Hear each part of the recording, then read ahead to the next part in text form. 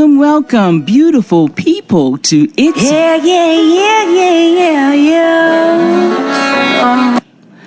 Welcome, welcome. Sorry about that. We just want to get the intro in again. Wow, it's a great song, but we can just hear it again at the end. So welcome, welcome, beautiful people to It's Been Said. I'm your host, Kat Wade, and Kat is spelled with a K. So excited to be with you this somewhat rainy, humid May evening. You know, we are a weekly radio broadcast where we empower individuals for positive living, because a negative mind will never give you a positive life. We are a safe outlet where guests can share their stories of how they have overcome challenges to live their desired life. Storytelling is awesome, and all of us have a story to tell.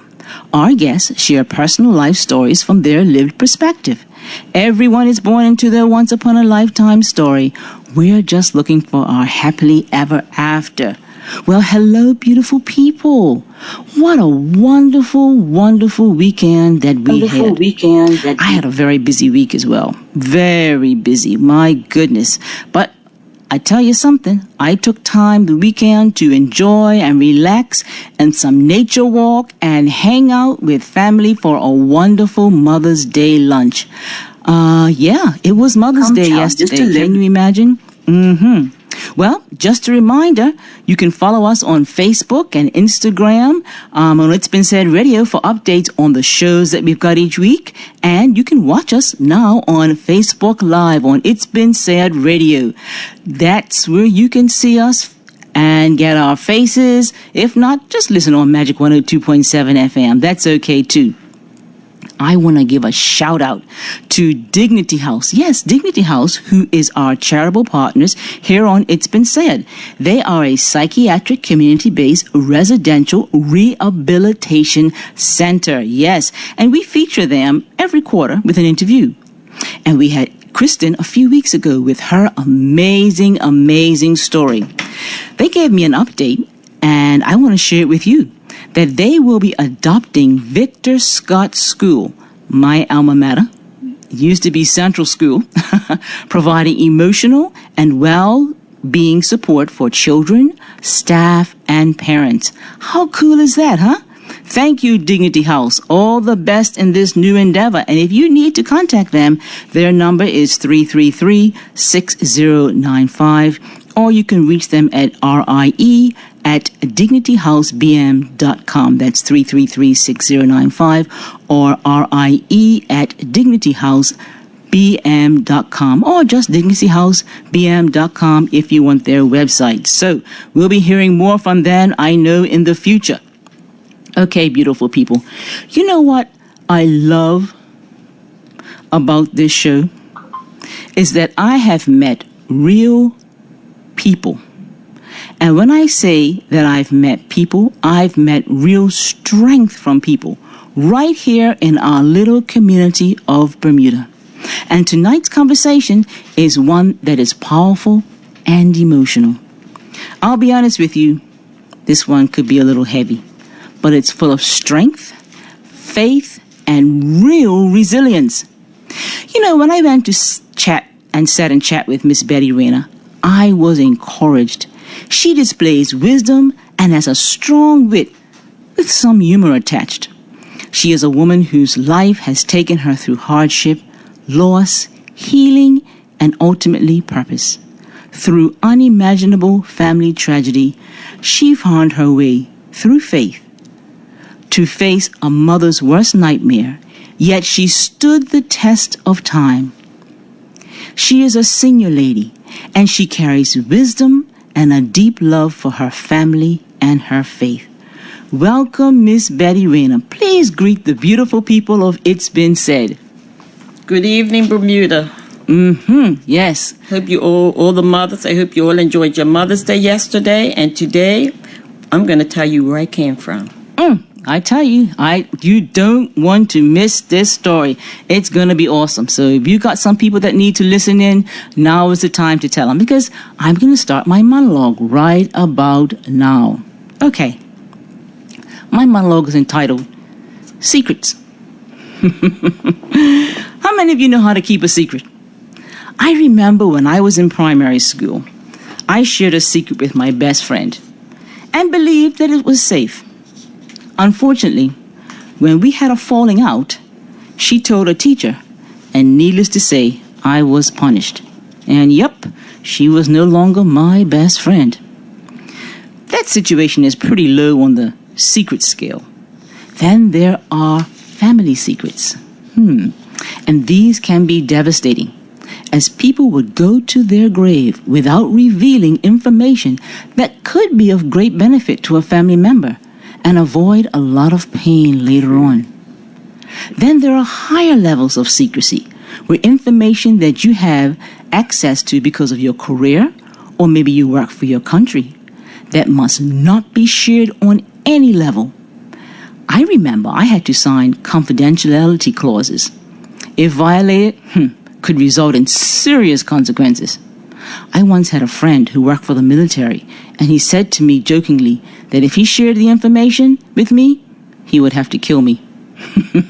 Jokingly, of course. How important is it keeping secrets? Your integrity is definitely connected to your ability to keep your end of the bargain. But some secrets are difficult to keep, especially if it's good news like having a new baby, an acceptance letter to a new job or school, or a surprise party. And believe you me, I've had plenty of those. However, there are exceptions.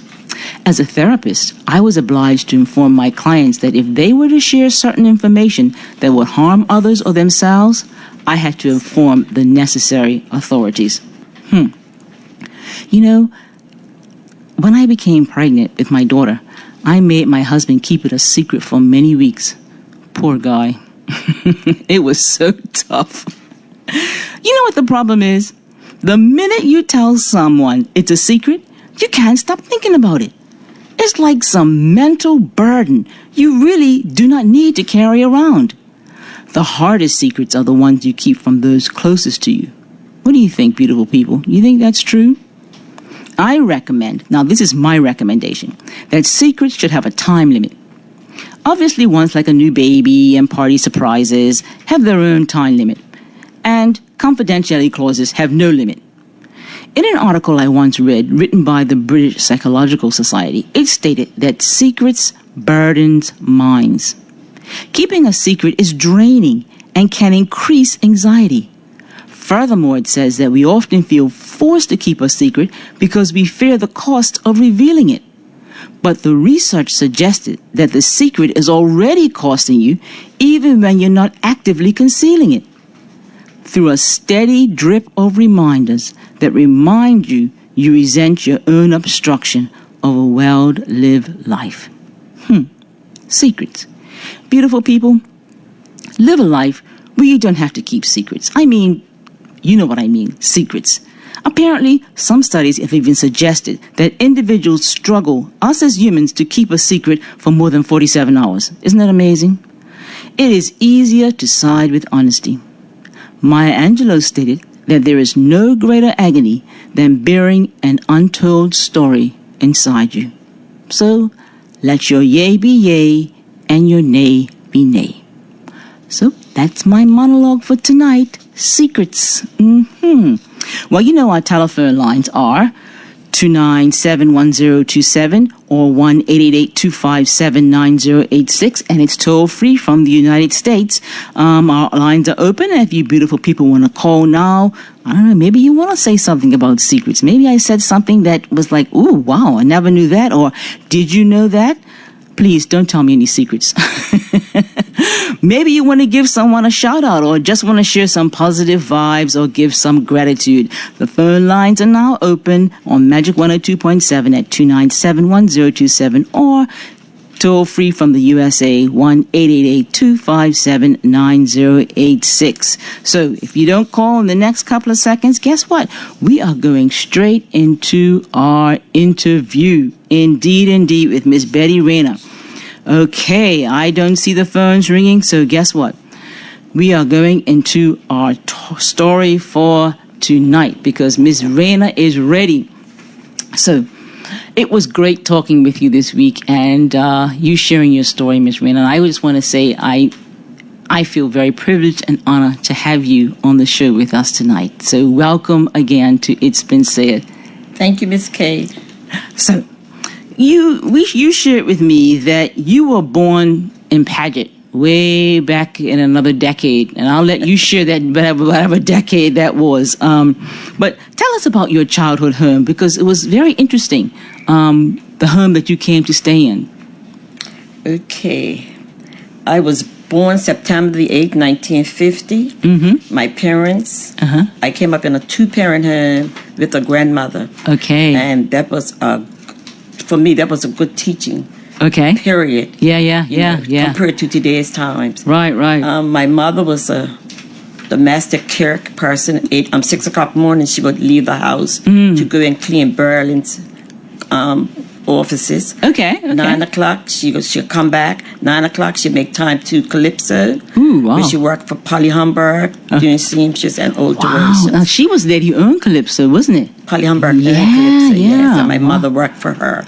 Wow. And that got me into sewing and liking a lot of colorful clothes. Okay.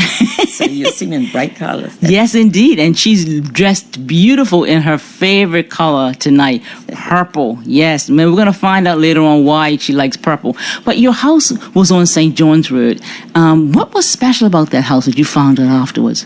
What I found out afterwards, maybe about 8 years ago, that Mary Prince was raised in that house. Wow. And then I found out Mary Prince's background. She was a black West Indian slave.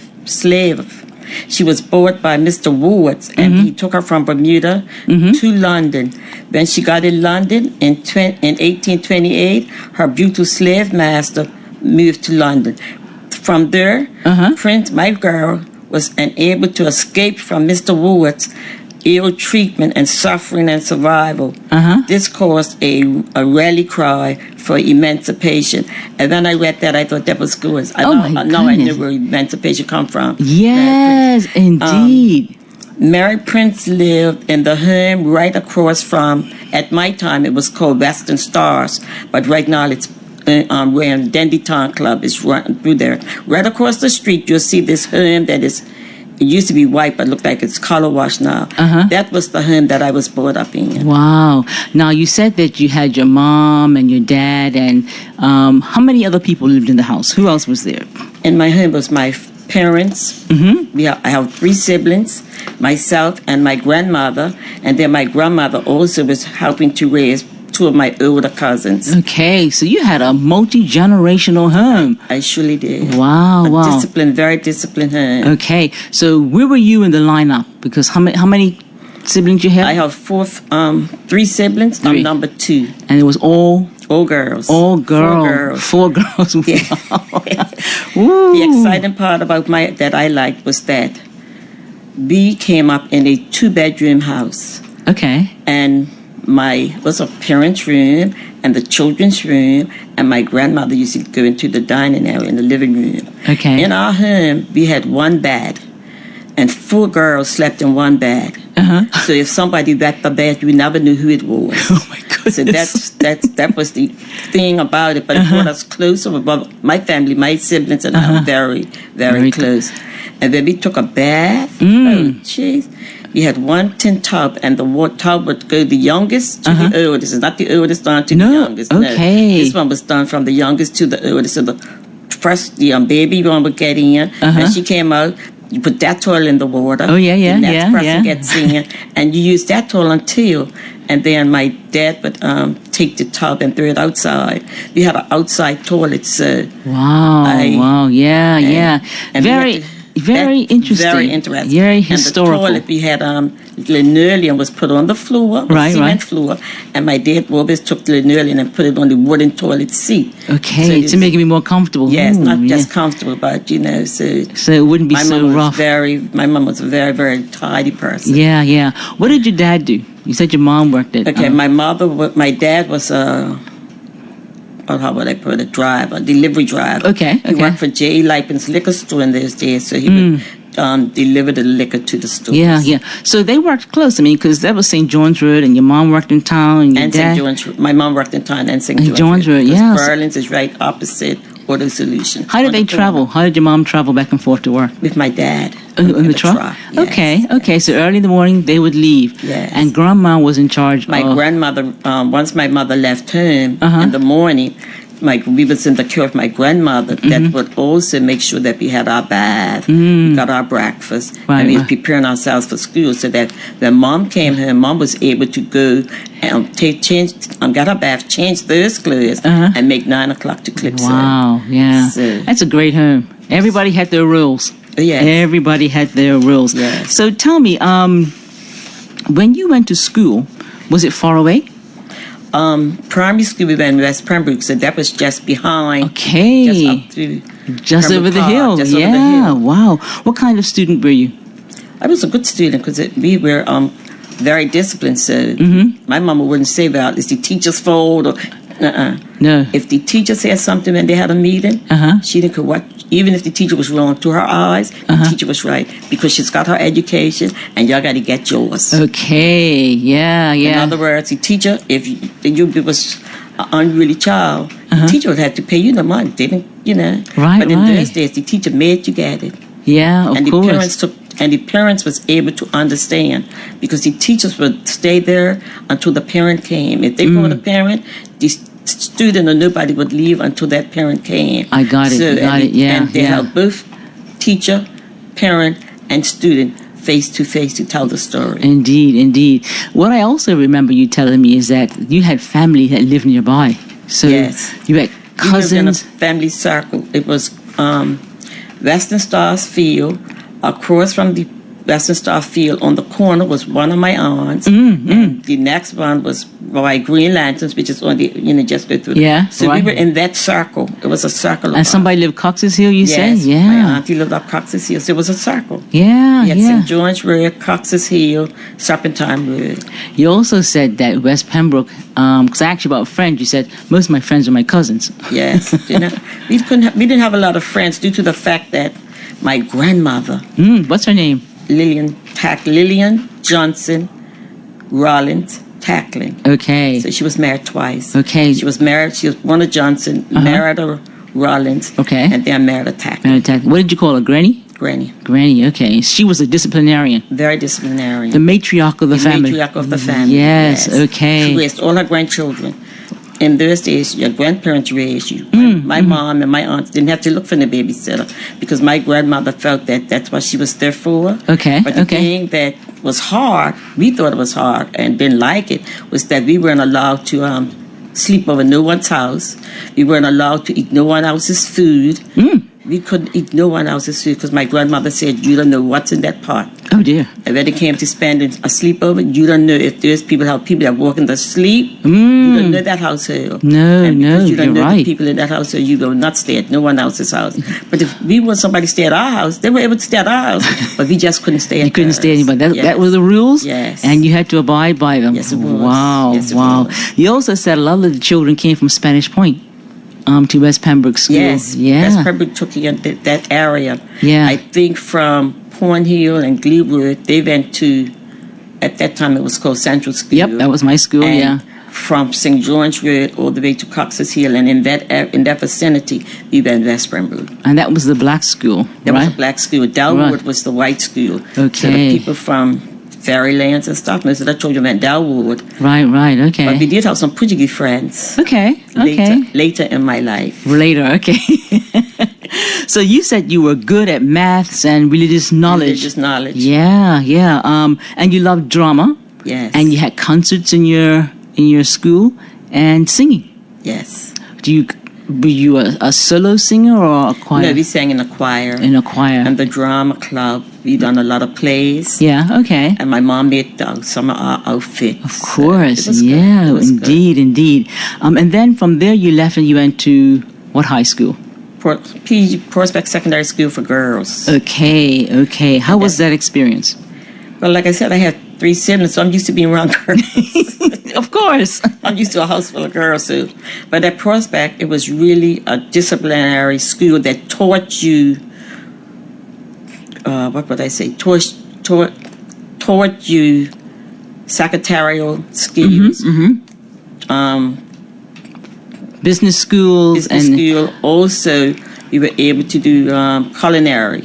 Okay, like economics, and sewing. Wow. And that's okay. why it was a girls' school, because they taught you sewing, Right. how to take your body, Right. and they Okay. also taught you how to feed your body. How to feed Yes, your body, sir. yeah. Yeah. So did you go there with an edge because your mom knew how to sew? At that time, it wasn't that many secondary schools, and because it was in the area, my mom was one of them that you weren't going out of the area too far from her. Got it. Berkeley was always there, but academically, she the one who take the risk, because at that time you had to pay school fees. Got it. And Okay, Berkeley school okay. fee was more expensive than Prospect. for Girls. So we all my Okay. siblings went, and my cousins went Prospect for Girls. Wow, so you had everybody following you all the through ladies, school. all the ladies, Wow, yes. amazing. And they taught you about. Now, who were some of your friends? Because I know I sort of just trying to pick your brain. You named off, was it Lynette Davis? Lynette Davis, Orlean Davis, Linda Mae Hodson, who passed a couple of Okay. weeks ago. Yeah.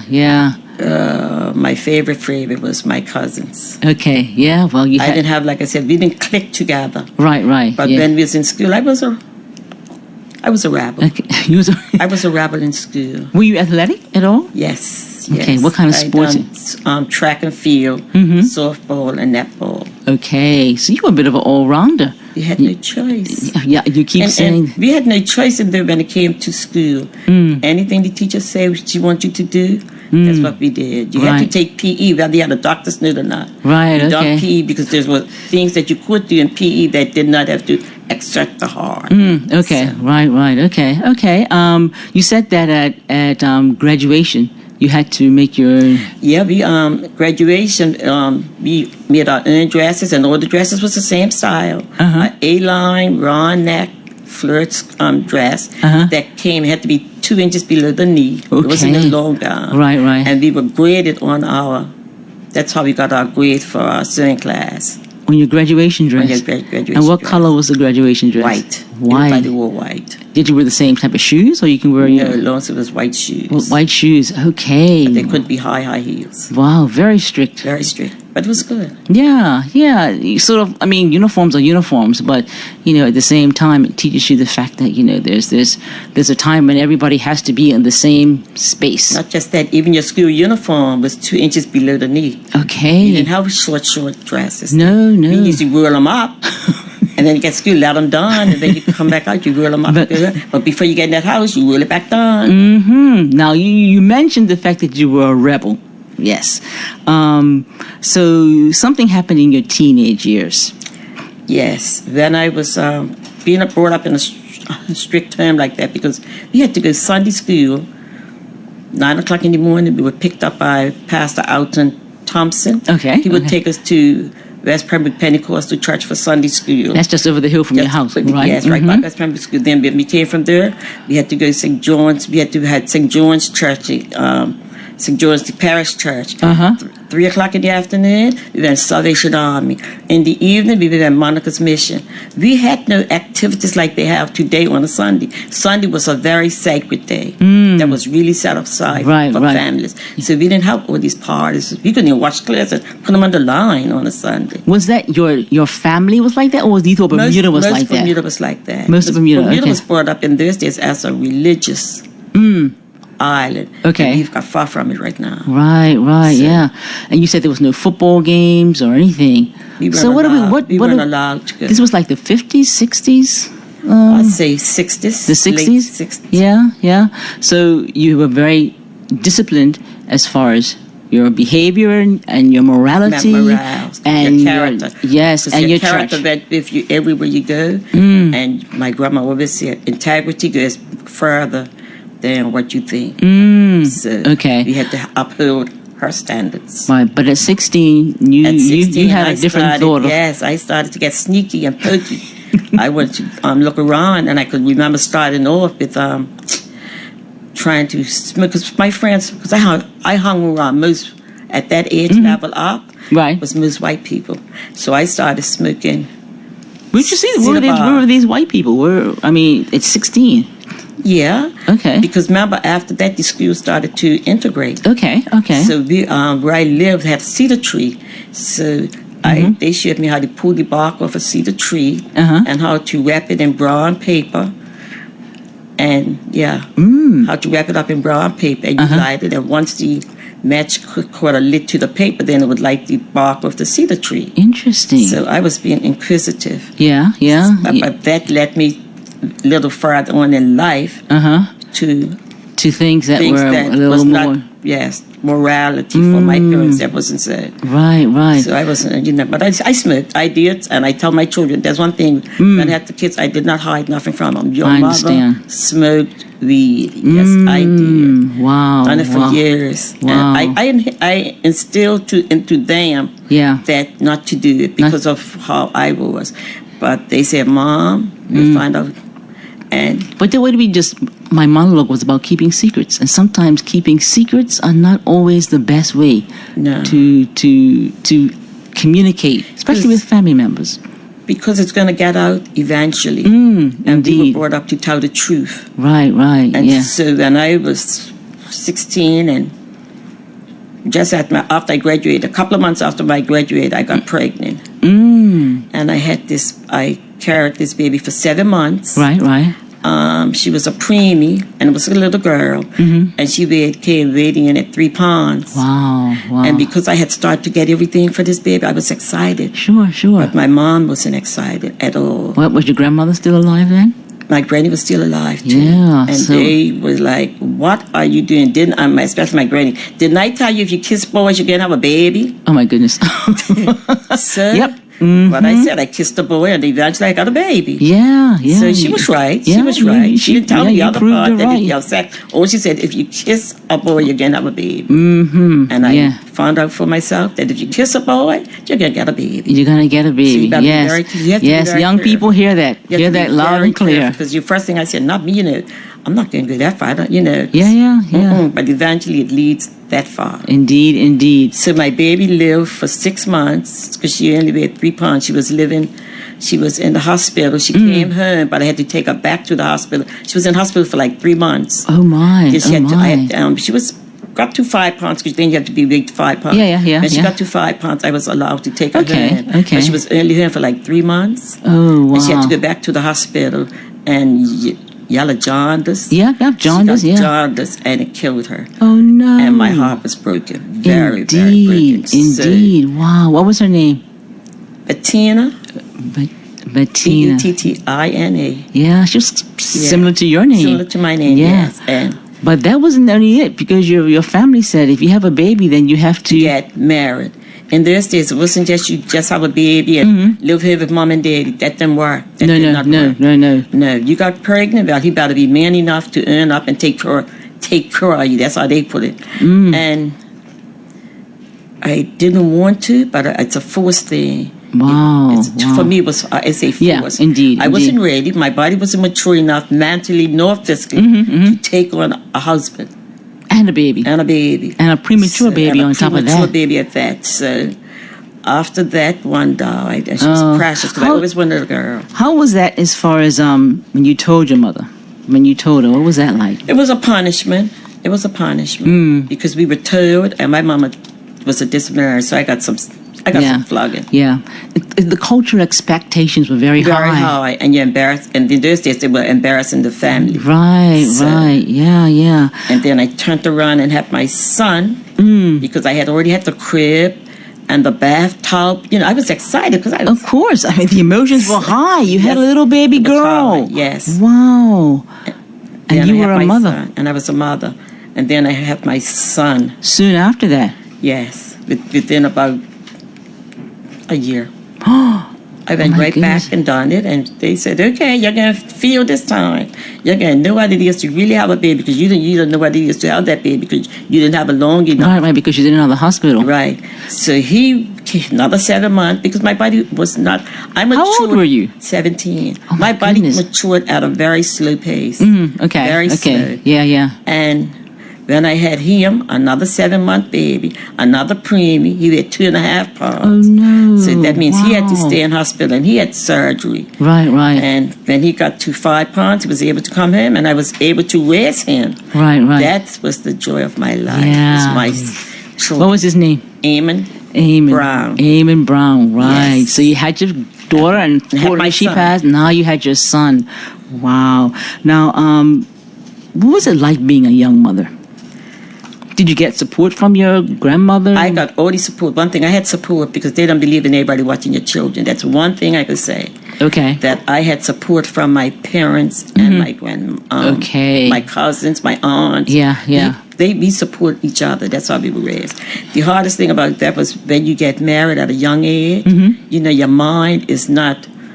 I felt my mind was not mature enough at that age because I'm just come out of high school. Indeed, yeah. So I had a husband that you have to cook for and also take care of the child. Right. So through the day when he was working, because I had to stay here and bring up to watch a baby, I found it difficult as a wife and a mother. Indeed. So through the day when I was here watching the baby, I was being mother.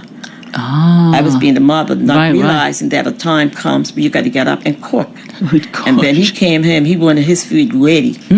Okay. And if it wasn't ready, he would make a fuss. Okay, And okay. carry on. And I didn't come up with a parent, mother and father that fussed. No, your father was very quiet, wasn't Right. he? My mother was a disciplinary. Right. My father wasn't even allowed to put his hands on his 4 girls. Look at that. My mother did not let him. She done all the discipline. Okay. My father would just look at you. You know, and you knew.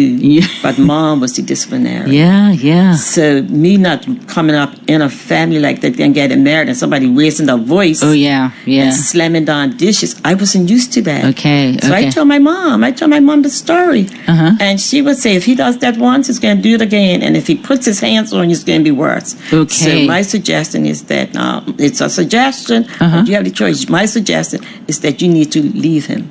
Really? And yes, because we wasn't brought up, and that's what I No. did. I left him and took my 6-month-old child back to my mom's house. So how long were you married? 6 months. 6 months. 6 months. That's why I don't think teenage marriage is really good because No. you're not mature enough. No, not at all. Not at all. Wow. So here it is now. You've had to deal with a baby, a husband, and now you leave. And you go back home. What was that Yes. Welcome back home with open arms, but that's when I started to experience life, real life. Yeah. Because I had the baby, but I wanted to also be out in the world. I wanted to do this summer. like? So there was no more sense of being a part of the family, even though you lived in the family. You now wanted to experience beyond that. Yes. Wow. Live with parents, but I would go out and sneak out and do sneaky things like smoking and drinking. And Wow. Do you think that was part of your emotional coping? it was, I think so, at that time. And people I didn't even realize it until I got older in Right, life. yeah. That was a comfort zone, was smoking weed. It was like they call self-medication. Yes, that was my comfort zone. And I did that for years and years and years. Wow. But in the meantime, you got a job. Oh, yes, I had to work. I had to work. What was your first job? General Bakery. Okay. Working in the machines where they put the bread. You slice the bread and you put it in the bags and wrap. So it was more like wrapping. Okay. Big Yeah. boards. Right. And I went from there. I left there and I wasn't there long. Okay. I went to Cable and Wireless and worked as a telex operator. Nice. And Okay. then that's where my schooling came in from Prospect for Girls. Yeah. Like I said, in those days we used typewriters. Okay. So we went from telex operator, then I went into my career, Okay. which was hospitality. Hospitality. And I done yeah. hospitality for 50 years. 50 years. Oh my goodness. But all through your work and I guess living with the baby, you met someone else. I did. I met my second husband, and we got married in 1974. Okay. And out of that marriage came my youngest son, and my youngest and a daughter. Wow. Came from one of Now that we're going to hear their relationship. stories because they are literally Yes. miracles. But you you get married, but you're having this life.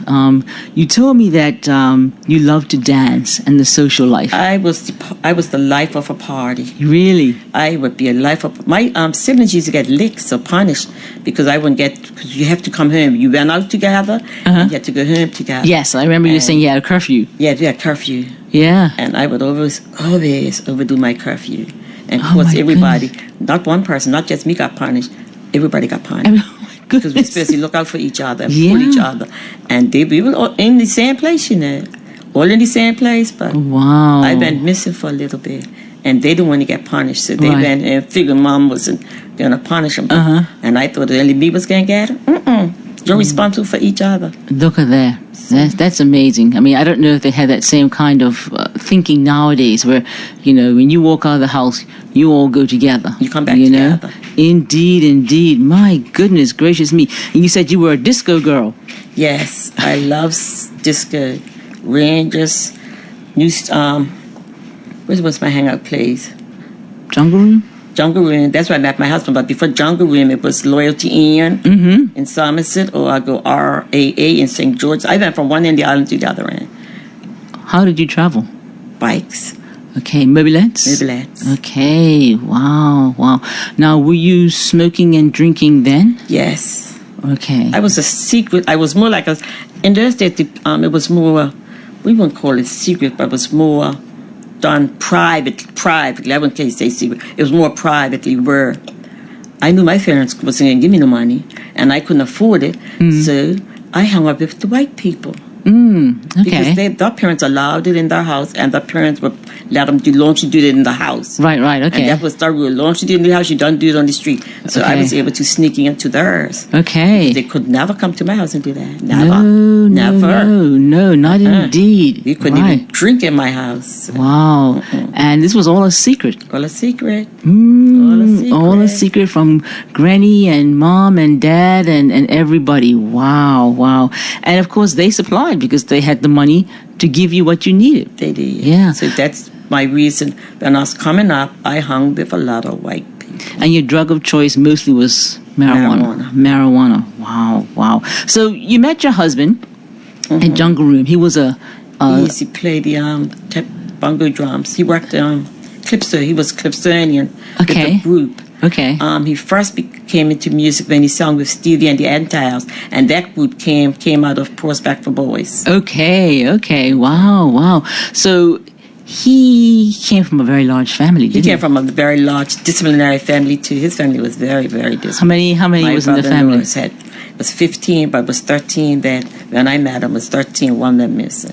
13? So, all boys. All boys. Is that something? All boys. But my mother-in-law was very, very loving. You could see she raised his boys really well. What's your husband's name? Leon Reyna. Second youngest from the bottom. Yeah. And some people may know the Reynas because they used to play cricket, right? Most of them played. Yeah, played younger cricket. Two. Yeah, Clayton. I think Clayton might be, but the younger two, Leon and Clayton, were. They were boats people. Okay. Wow. Wow. So you meet this handsome man, and Well, I went to school with him. Okay. At Prospect for Girls, but I was too skinny. Number one, I was too skinny. Number one, and number two, he couldn't hang in town. Why not? He came from up the country. I'm a porn dog. Okay. He came from up the country, so the country boys didn't come and hang in town. Okay. Yeah. But Jungle Room was in town. That was when the older. Okay. All right, but younger. Freedom. Okay, so school-wise. In his late 20s. Right. That's when he was allowed. Okay. Interesting. Yeah. Wow. I didn't understand all that kind of culture. Wow. But your mom had some sort of questions about him, didn't she? Yes, my mama questioned everybody. She didn't care. Who's his mama? Who's the daddy? And once you said the person's name, that's it. It came to her right away who they were. Yeah. So, don't we still have that? People want to know who's your people? Who's your This generation don't like you to ask that, but I do. Yeah. My girl, my two girls and my boys, I question them to the T. And all of them got some grandbabies, so I definitely question. You have to keep it up. Yes. Keep it up. So, beautiful people, we're talking to Miss Betty Reyna, and she's giving us some interesting insights of what it's like to grow up in Bermuda during those times when everything was accounted for. So you had this time, you had your married, and you get pregnant with your son. Leon, yes. Leon, wow. That's where my broken pieces, that was my broken pieces in life. How is that? Explain that. Broken pieces, like you have a beginning, it's when you come out to a certain age. And then when you want to do your own thing, I call that, for me, now, I know what it is, it's brokenness. And I have that as broken pieces. So what I done everything I wanted to do until I met Mr. Rayner, and things broke down a lot, but I was still smoking marijuana. And he did not know. Did not know. And I asked you, how is it you could be married to someone, and he doesn't know? Because I tell you, it was a secret from the beginning. Remember, I didn't smoke in the house. Right, I didn't smoke with black people, so... Right. And they said, I smoked with the other color. And they would never thought to look for you there. Not well even just hidden. that. You got home in time. You know what time to be home. Yeah, you know what time to be home and what's expected. Right. So. Wow. So you get married, and you're about how old then? About 20? I got married at 24. 24, okay. And how soon after that was Leon born? He was 70. Ian was 68. 70, let's see. She's figuring it out. Yes.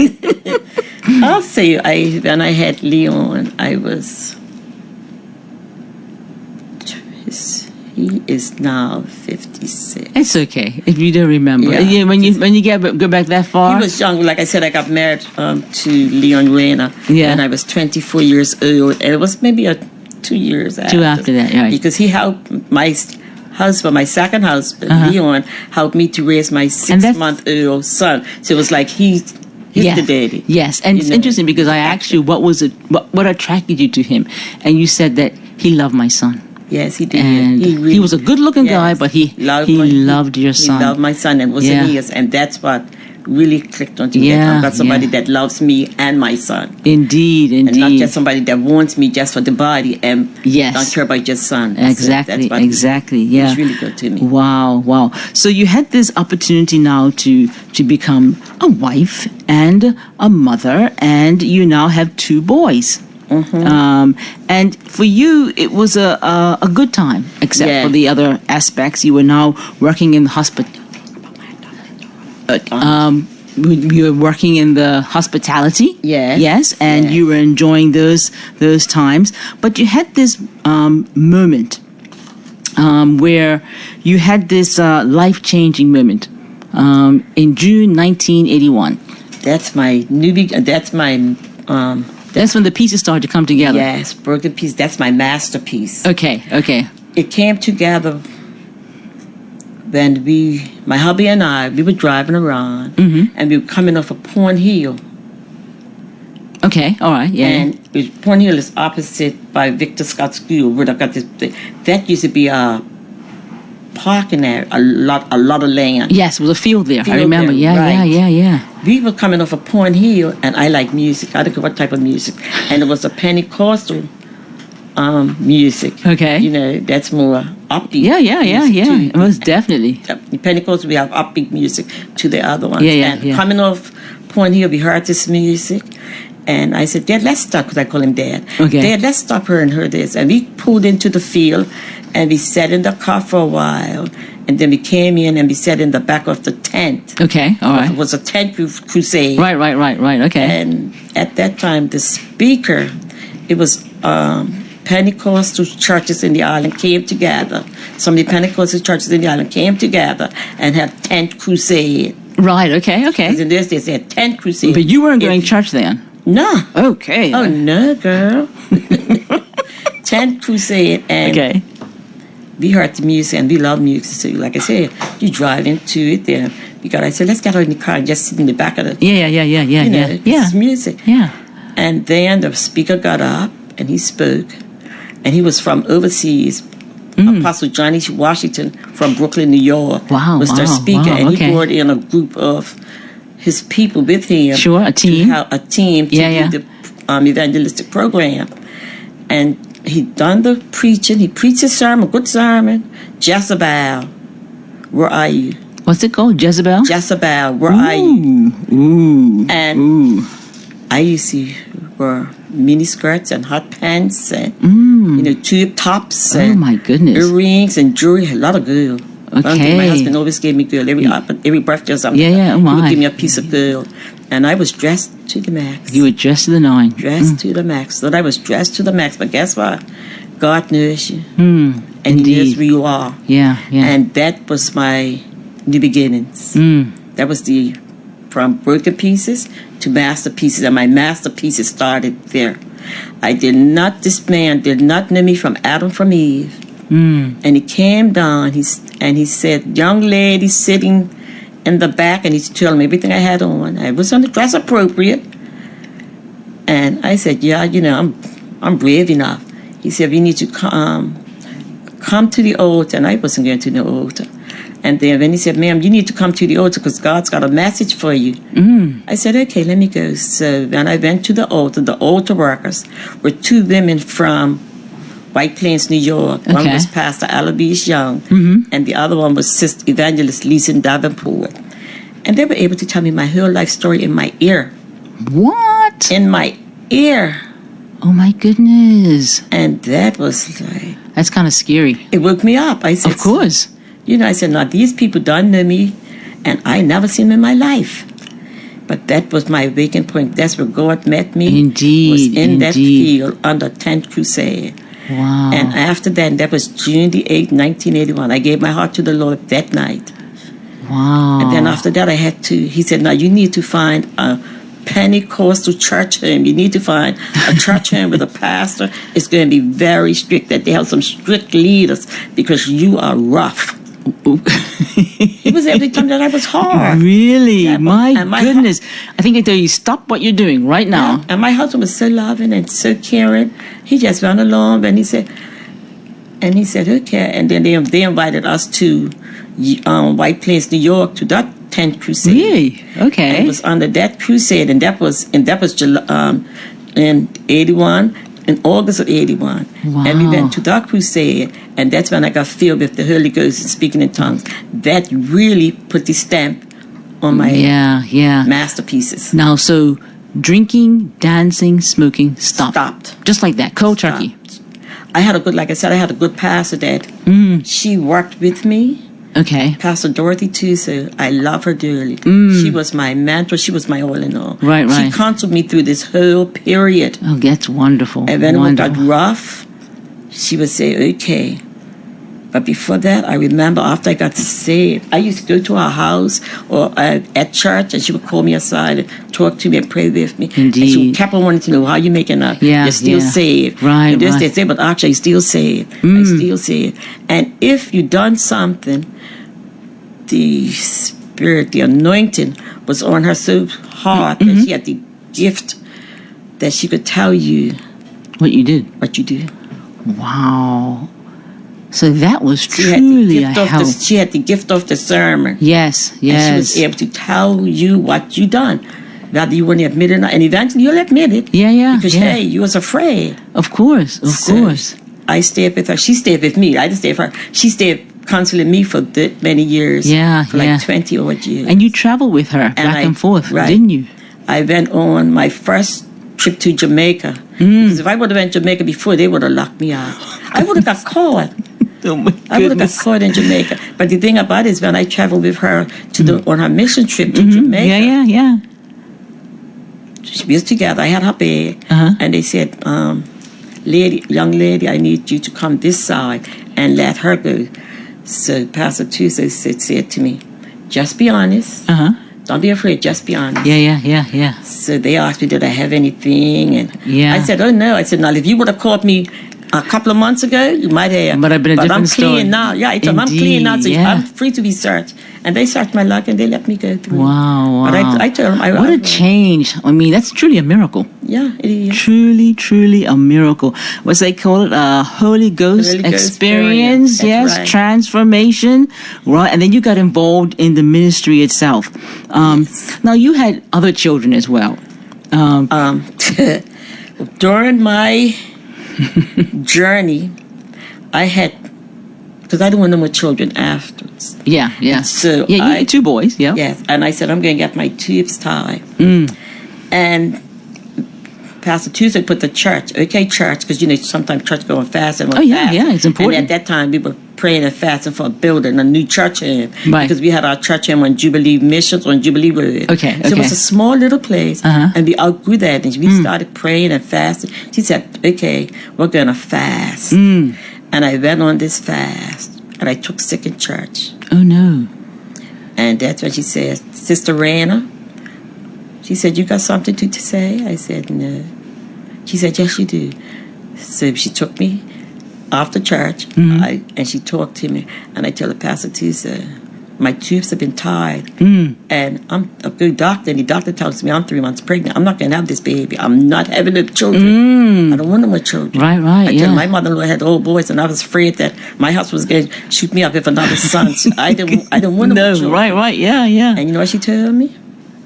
If you kill that child, and I said, it's not she said, yes, it is. Once that seed's planted, if you kill it, you're a murderer. Indeed, yes. She said, would you want that on your head for the rest of your life? That you are a murderer, or dirty child wasn't born, right. You are a murderer. Yeah, and wow. that was a heart licking. It is. That was a heart licking. And she said, you're going to have the baby, but let's reason. When you have the baby, if you don't want the baby after the born, I would take it and help you to raise that child until you come to realization that this is your baby and you're going to take care of it. Okay. But you cannot do abortions. I done everything. I took Epsom salt and mixed with Coke, and I just took I just mixed up a lot. You just didn't want this baby. I just didn't. No. So I felt that if I done all of that, it could be natural. Yeah. It wasn't to be. And when she said, you tell God. She said, you tell God what you want, because God's going to give you the desires of your heart. Indeed. And I said, well, God, like this. Well, God, if I have to have this child, let it be a girl. Okay. Yeah. Oh, yeah. Let it be a girl, just like that. And when this 9 months was up, wow. January 4th, I was the happiest person going. Because I got a girl. You had your little girl. Yes. Oh my goodness! I was excited. And I told Pastor Susan, you ain't going to raise this child. This is my baby. This is my baby. That's what I wanted. Yeah. And I named her Twaniqua. It was the night before, because everybody asked her, how did you get that name? Oh, yeah. How did you get her name to be Twaniqua? I said, it was the night before, because I did not know when I conceived. Okay. Ooh, yes. That was a mystery. I was right. Yeah. So indeed. I knew I couldn't have no more children. No. I knew it. I couldn't have no more children. But I thought I knew everything. You don't know everything. No, you don't. Know everything. But what I remember you saying is that God gives you a new body. A new body. And that's how she put it to me. She said, when you get saved, God cleans up the body and He gives you a new body. And I looked at this. I was the same. She said, no, He cleans up the insides. Ooh, yeah. And that's pretty powerful. And that's the soil. Yes. That's the soil. Indeed. And I couldn't understand all of that. But wow. So you've had this miraculous experience, and you even were able to get someone to care for the baby. When I went to a period of time. When I went to Hall's Delight in Jamaica, it was evangelist there. We stayed at Pastor Campbell's house, and that was the church house. Okay. And the church was right next door. And so days I'll be at the house, and one thing in Jamaica, the Christians really come around you. Indeed. Yeah. They, every time I look, they must a new person in the evangelist Dorothy's here. And she's got a sister with her. And so they came over to meet me, and then I met, she said, let me introduce you to evangelist Elsie Finn. Elsie Finn ended up being my daughter's caregiver. Amazing. She was her nanny. Because I came back to Bermuda, because I asked her first, because she had a son. Okay. I said, if I were able to bring you to Bermuda, would you come and take care of my baby for me? Because I'm in the midst of, I was doing my career. Yeah. And I needed help, because working in hospitality, you need help. Indeed. It's heavy lifting work, man. And especially when it comes to managerial. And I was in managerial positions. Okay. So I needed that help. And I came back to Bermuda, and I put in an application, and I told them I didn't see nobody in Bermuda that I really was really suitable. Indeed. And so I was allowed, because immigration, you have to go through the process. Indeed, yes, and, it's important. Put an A at the paper and everything. And then when I told them I couldn't find nobody, That's when I brought Elsie Finn to Bermuda. And she stayed with me and was my daughter's caregiver until she was 5 years old. Look at that. Yeah, so your prayers For were months. answered. Yes, that's what I said. I said, Tusa, girl, you're really sharp. Wow, what a lady, what a lady. But, all this is such a miraculous story of the baby and your ability to go and speak with other evangelists, travel. Meanwhile, you're working at the different places. I think you told me it was a Marriott. Okay, and I opened Southampton Princess in 1972. Okay. In 1986, I opened the Marriott Hotel.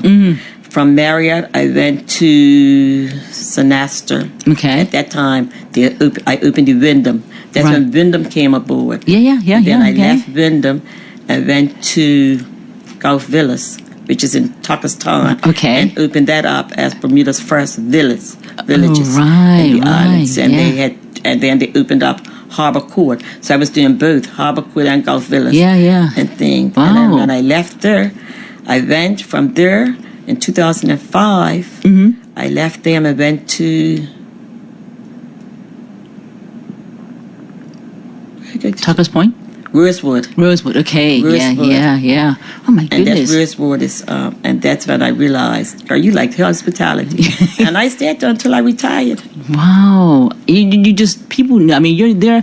You're I so like people. I like people. Yes. I'm a very people person. Yeah. And I have the patience because, in managerial position, you got training and Oh my goodness, yes. and family issues you listen to from other people, Yeah, from yeah. the employees. So you have to have an empathetic and compassion.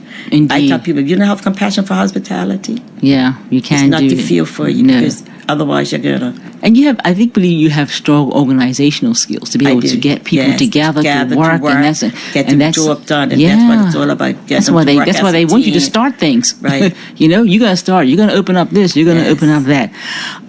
Now that's dedication. Yes. Truly dedication. And the story would be great, and it's a good story. But the next part of your story is incredibly difficult, but powerful. We're gonna talk about let's talk about Tyshawn, your grandson.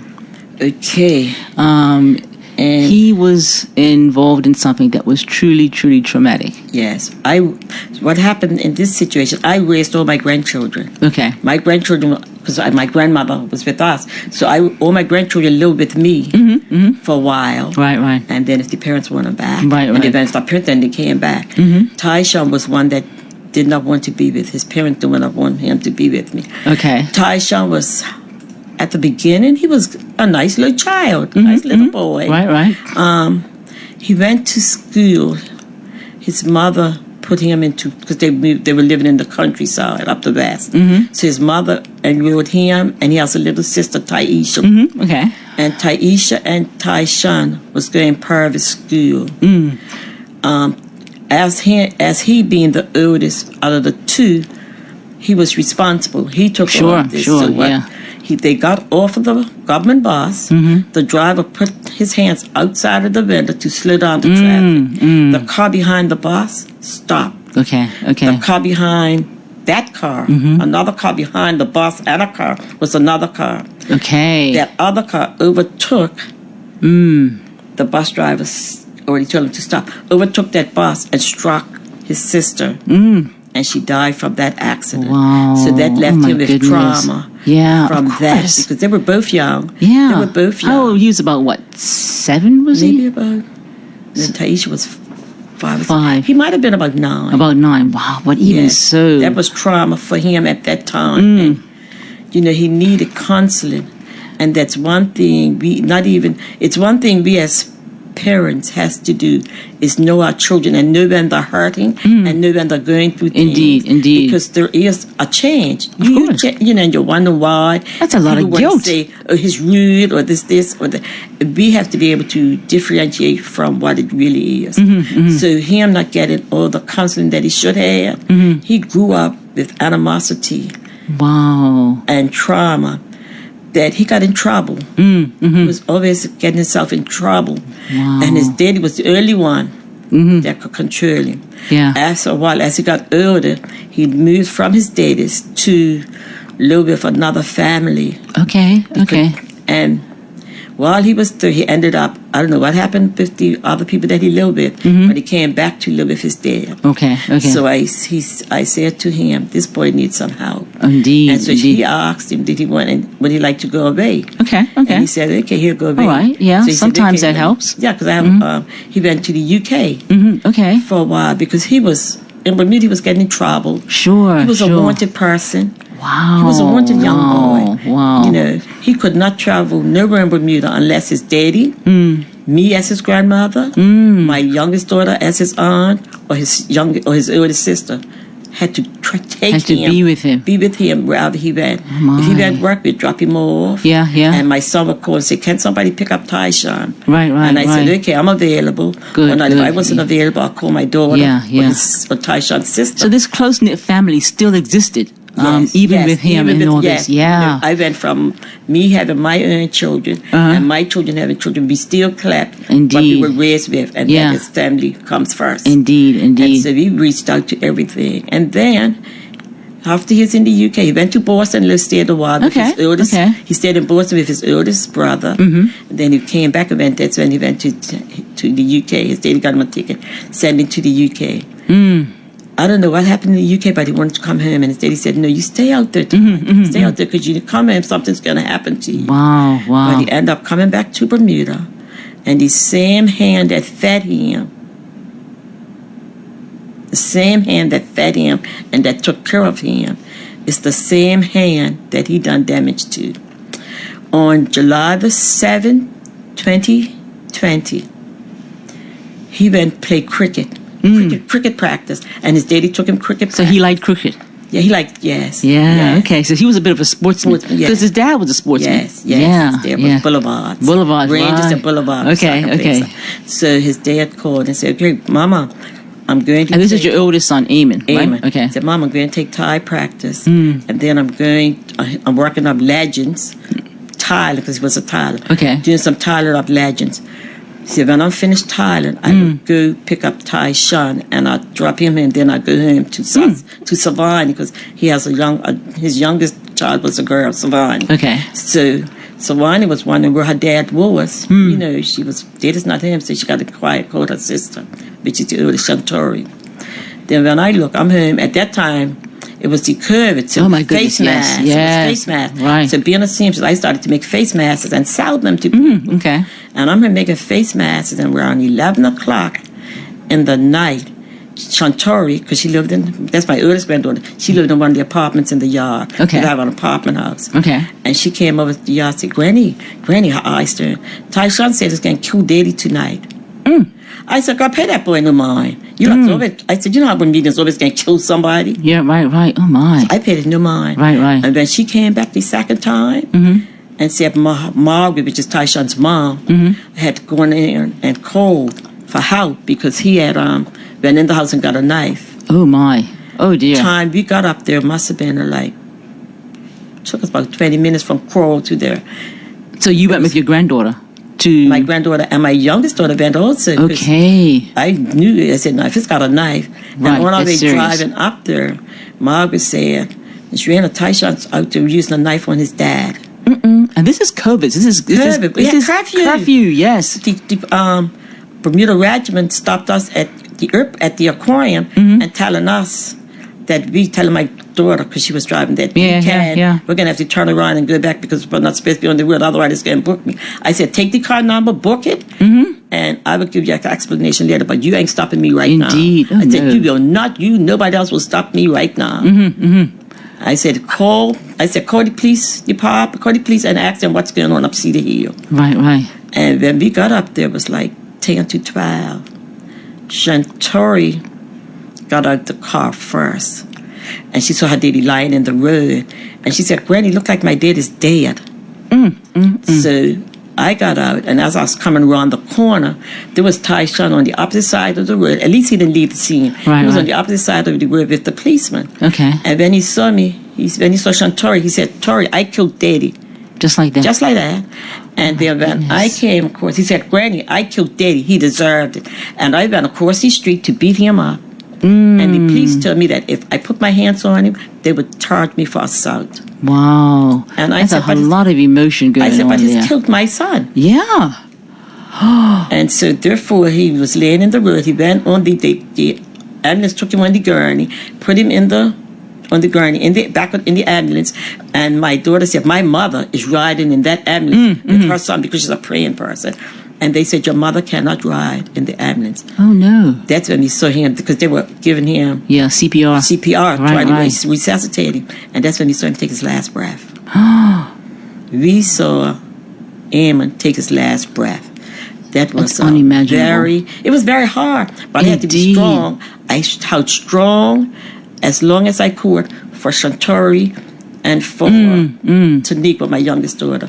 Then we got to they said, go ahead, and the ambulance would bring him down. And when you get to the hospital, you would be able to see him. So we sat and we sat and we sat in that waiting room for a whole hour. Oh, my God. It felt like eternity. And then I said, call one of my cousins. She worked there. And she came down and she went in because she's a nurse. And she was able to go out the back and talk to him and say, his mama is here and that's my cousin. She wanted to see. And they said, we can't do nothing. So she said, listen, when the police come, that's when they would come to you. Okay. In the meantime, thank God for Pastor Leroy Bean. Yeah. I thank God for him because he had been upstairs attending to somebody else's. Really? And this is 12 o'clock at night. Wow, yes. And he came down. He saw us when he came. And he said, just steal her? I said, Pastor P, come here. I said, my son, I saw it with my own. He said, you should. I said, I saw my son take his last breath. His dad, but no one has come and talked to us. Wow. So he went through. They allowed him to go through. And in the meantime, while we were waiting for him, I had called my pastor. Pastor Clark Miners and his wife, Lady Miners. They came to the hospital. Because I called my husband, but he couldn't leave because he had the other children that time. Right. So they came to be with. And when they said, he said, okay. So the nurse came out and said, okay, you can come in. Everybody can't go in one time. So I said, okay, come on, Nikki. Come on, Tori. And I said, come on, Pastor Miners. I said, I need you here with me. Indeed. That's very important. Yes. When I saw my son's body, I flopped out. I was no more good physically, nor mentally to myself. No, the shock was too much. It was hard. It was very hard. So I flopped out. When I looked, they're taking care of me in the emergency. And my other lot, I left them in the room. I don't know what they did, but nothing. All I knew, I had to have care. Yes, indeed. They gave me right away care because my heart was beating fast and everything. It was very, very hard for me. Unimaginable and that's tragedy. From then on, I had problems with the heart. But guess what? I know God's able.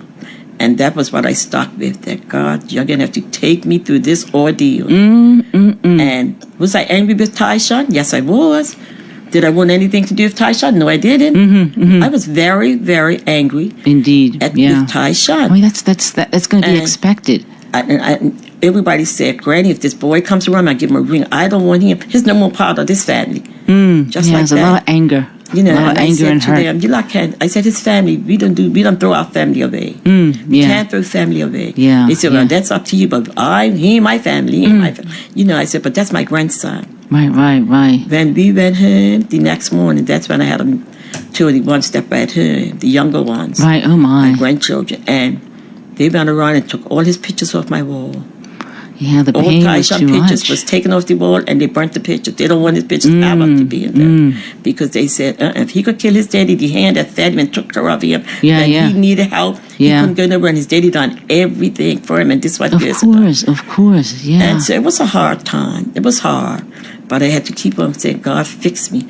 God, you have to fix me. I end up having to go on anxiety pills because the emotion. Yeah, of course, I was really, really worked up. Really worked up. And I said, you know, God, I ask you to keep me. I ask you to save me. And everybody in my house were backsliders. Okay. So I'm the Christian one. You're the one keeping it all together. You're keeping I have to be strong for them. Yeah. But when I had my quiet time and they weren't around, I broke down many times. Of course. But I couldn't let them, because I'm being strong for his children. You are now the matriarch. Yes, and so therefore I have to be strong for his children. Yeah. But it was hard. Even to the court case, when he came in court, I would wait for him outside to get off the truck. Right. So I could see him, because once they take you in, you don't get to see him until they get to the dock again. The part that I didn't like, that Bermuda needs to come to grips with, the policymakers of Bermuda needs to come to grips with, is that going in Supreme Court, a high court on a murder case, it's no metal detectors. Oh my! It's no security in there. You just walk in as you like. Oh no, that doesn't sound safe to me. It's not safe. That doesn't sound safe. When I saw all of that all the time, I said, "Oh my gosh." And when they brought him out the first time, my daughter banged on the... So your fear was from the people who could harm in the courts. Yes. Okay, yes, because he was a wanted person in Bermuda. And I don't want nobody to come in and do nothing to him. I don't want when he was outside, I don't want nobody to do nothing to him. I didn't want him to be another number. Indeed, although he made my son and his daddy be amazing. a number. I did not want nothing to happen to this boy. And during the case and stuff, we all have to do impact statement. And after the case was winding down, he was allowed to do his statement to the family, and he apologized for what he had done. I said to him, "I forgive you, Ty." The rest of them said, "Granny, Mama, you care, but not me." Where was that forgiveness coming from? God himself. Because if it was the Earl me, they would have locked me up. I would have beat him up. Yeah. I would have beat him up Cedar Hill. I would have beat that boy up and took the whatever they had to give me for assault. I would have beat him up. But the new man, the new girl. The master builder. Masterpieces, from broken pieces to masterpieces. Wow. And you forgave him. And you know that strength came from the Lord. From God. Yeah. From God. Off my own? No. No. I wouldn't accept that. Now, and there's so much more we can say, Miss Betty Rayner. The way you share this story is so powerful. It's not just you've told it. There's so much feeling inside of that. Recently, you were able to visit your grandson. Yes, about maybe 6 weeks ago, 4 to 6 weeks ago, the correction officer at St. George's, co-ed, called and said that they would like for me to come and to see Tyshawn. Okay. And I said, "You sure Tyshawn wants to see me?" And they said yes. And then, because he was sentenced for I don't know how many years. His sentence was, the original sentence was 25 years life. Right. They appealed it and broke it down to 12 years. Okay. And I was furious again. Right. I was saying, how could this boy stab his daddy 26 stab wounds and get a 12-year sentence? They said because the trauma that he was going through mentally. Okay, they took that into consideration. So I said, okay, well, it's even 12 years. That's it. Everybody else said he should be up there because they got other people still up there. And I always said that Bermuda should have never closed down Westgate. Not Westgate, Casemates. Casemates should have been for all the murderers, should have been in Casemates. And Westgate, because in there, it's harder than Westgate. Westgate's like stay in a hotel. And you hear and you read about stuff that happens at Westgate. That would have never happened in Casemates. No, never. I do remember Casemates. Casemates was rough. Their prison officers at that time were rough. So that would have never happened. And so when they sentenced him to the 12 years, and I told him, I think it's so unfair. I said, people that goes up for drugs, you're locking people up for drugs and giving them more time. You're locking people up for pedophiles and give them more time. And you're telling this man could stab his daddy for 26 times. I said, he's not even got the years that every time the knife went in, he pulled it out. Yeah, a year. Indeed. And so I was angry. I was angry. Yeah, that's to be expected. Say, be angry and sin not, so I couldn't see him. So I went along with that. So you went to see him about a month ago. And I saw him about a month to 6 weeks ago. And this is 5.5, because June, July coming up would be 6 years. Okay, yeah. And this is like 5.5 years into his time. And I asked him, because I still don't know what happened. Okay.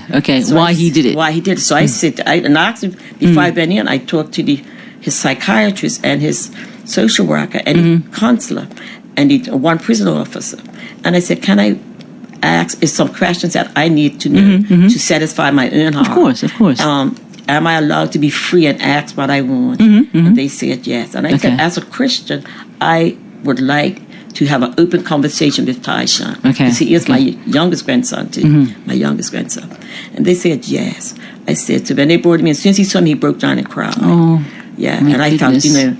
my heart Yeah, went out to him. yeah, So I yeah. hugged him. First I asked, can I hug him? Yeah. Because you belong to them once you go through Oh, there. indeed. And they said yes. And I said, okay. So I said, let him sit right here because we're going to talk face to face. And I said to him, Ty, Granny loves you. But Ty, Granny needs to know what happened. He said, Granny. I said, Ty, you don't remember? He doesn't remember. Oh, my. He remembers going cricket training. He remembers his daddy picking him up. He remembers his daddy dropping off 2 workers that he had with him. And after that, it's a blank. Wow. He could not tell me the story, so I told him the story. I said, let me tell you what you did. You called your sister and told her you're going to kill Daddy tonight. And she came and told me, and I said to her, I pay him no mind, just like that playing it down. I said, Tom, I got to you up City Hill. Your mama said you came in with a knife. You came in to get this big knife. She couldn't deal with you because she's just stronger than you. So all she could do was call. So she called me back. When she called me back, I said, call 911. And I said, because you need help. I said, and Tom, I got up there. You had already stabbed your daddy to death. I said, when we got there and you saw your sister, you said to Tori, I killed Daddy. Ready. I killed my daddy. He deserved it. I killed your son and he deserved it. I went to beat him up. He said, I said, that Ty, you don't remember that? He said, no. So I said to the psychiatrist, what are you like doing that you're telling me that you're releasing him next year? So they're releasing him in 7 years, but yet he doesn't know what happened. Yeah, he needs help. So that means he is not having not had the treatment that he needs. Because when his sister died, it took him his 19 years. And that trauma was still there. So how is it with his daddy? He stabbed 26 times. That 7 years is enough? I don't think so. No. I personally, as his grandmother, he needs help. I think you're speaking as an advocate, an excellent advocate he needs for help. him. Yes. Because he was a wanted man before he went in. What makes you think it's not the people that wanted him then is not? Indeed. And that was my clue. Yeah. And I said to him, will you allow him to do the rest of his time? Because Benny got 12, but he'd be allowed to do 5 years overseas somewhere where he'd be safe. And they said that when you come out on parole, you have to do the rest of your parole time in Bermuda. I said, so you're sending him out here for somebody to do something to him to hurt my heart again. I said, I think it's unfair.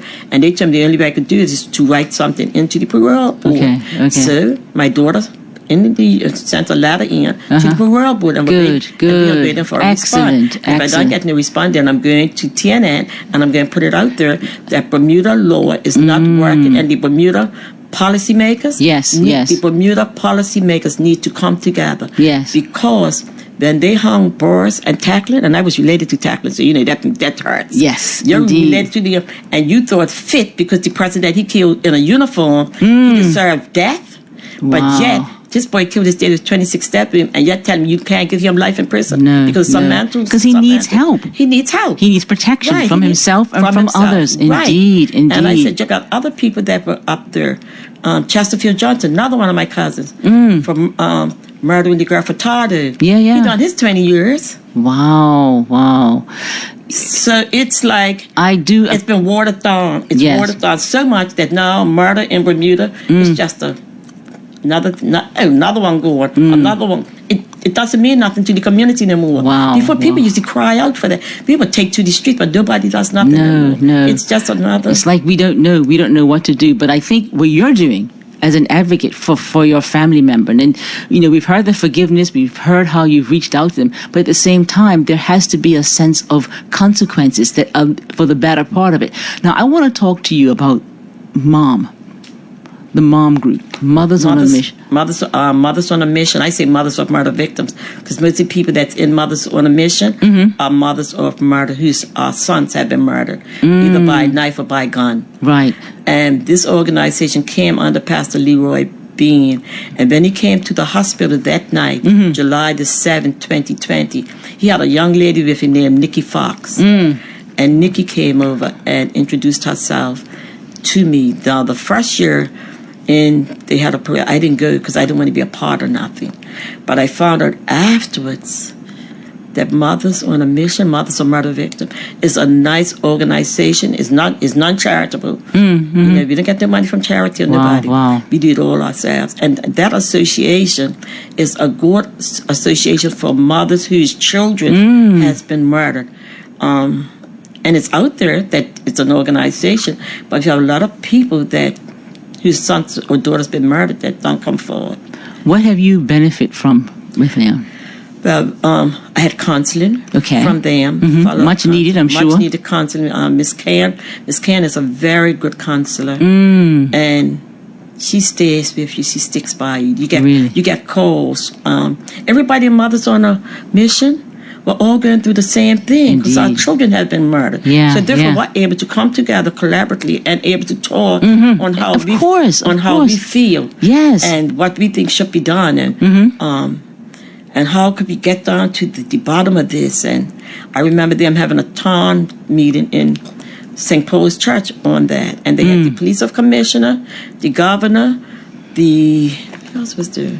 Police commissioner, the governor, and some somebody from corrections, and they all gave the statistics of what was going on and how they were trying to get things done. But they have not got to the nitty-gritty that Bermuda cannot do. The governor can't do it by himself. Nope. The commissioner of police can't.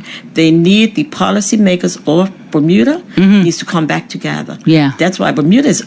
This is not the Bermuda I came up in. No, Bermuda, not at all. This Bermuda is out of whack. Yes. Our children are out of control. Fragmented. The police doing the best. They can't get help. Right. Corrections can't get help. No. And these are the areas that are short. They need corrections officers. They need police officers. How come we can't get them? Yeah. And then they go and legalize. You could have so much marijuana. So what you think? It's going to get worse, isn't it? Yeah, I agree. And you got people investigate that's doing time for that, and now you legalize it. I don't think that's fair. No. It's not fair. No. So from your story, that's yes. me. Your story, from my point. You're speaking from your heart. I'm speaking from my hard work. Yes, but it's evidence-based because that's part of what has brought you where you are now. From the smoking of the marijuana, to the violence, to the murder. This is your story. So my story. Who else can speak from that platform but you? Nobody. And that's why on Women, Mothers on a Mission, what we do is somebody's going to court, we try to make sure that somebody of the group goes to court with them for their murder cases. Excellent, excellent. For my murder case, it was easy. Mine was really easy because I did not have to see what we see when we go to court now. Because my grandson pleaded guilty on the spot. They did not have to go look for him. He stayed right there. And that's why I give him thanks that he stayed right there. You want to be a man? You want to be a man? Then stand up to your man stuff. Indeed. And he stayed right there. So mine was easy because I didn't have to watch the pictures. Yeah, the evidence and everything. I didn't have to go through none of the. I didn't have to go through none. He pleaded guilty up front. The only thing that took long was them getting the case into court. Because if you plead guilty to a murder, I thought that case would be within the year. Of course, yeah. But no, it took 2 years before it came court. Oh my! He had already pleaded guilty. He was already locked up and stuff. Yeah. But the thing is this: why so long? I don't know how many cases you got on the books. If somebody pleads guilty, go and give them the get it over and done with. But in this situation, it's not just our family that suffers. His family's suffering too. Yeah, so indeed. It's two families because it's not him being able to help his parent, his mother out. Indeed, so it's both families suffering. Yeah, but the Rana Brown family suffered the most. Indeed. Because a life was taken. My goodness. And that's the part that really hurts. Yeah, unimaginable. The pain, the suffering. Ms. Morena, you have shared with us, through loss and struggle, faith, forgiveness. Who is Miss Betty Reyna today? I have a Christian mother with integrity, character, and compassion for souls. So therefore, I like to deal with people on the level where I came from. Yes. That means I'd like going to the streets and witness. I like counseling people that is going through struggle. And that's where I met you, when you were supporting somebody. Yes. You know? That's my passion now. Yeah. Hotels work's finished. Okay. So my compassion now is helping ones that's been through the struggle like me. And your story, I'm sure, has helped many, many people here on It's Been Said. In fact, Bermuda. So if someone's listening and they feel life is too heavy, what advice would you have for them? Number one is you need to get, if it's too heavy for you, you need to go for help. And that's by getting some counseling. Also, they have a program, like I said, Mothers on a Mission. If any of you out there have a son or daughter that's been murdered and you feel it too heavy, come and join us, Mothers on a Mission. How you could get us, I would tell you, get the address and a number for Mothers on a Mission. But you can't call in to Pastor Leroy Bean. He would take the information and he would pass it on to Nikki Fox, who is the president of Mothers on a Mission. Yeah, and they also have a Facebook page. And they also have a Facebook page. So you can contact them through there. Indeed. Don't try to carry the pain by yourself. Please. Because you're going through, as the years go by, it gets worse. It gets heavier. Every time somebody is murdered or killed in the island of Bermuda, I have to relive my son's case.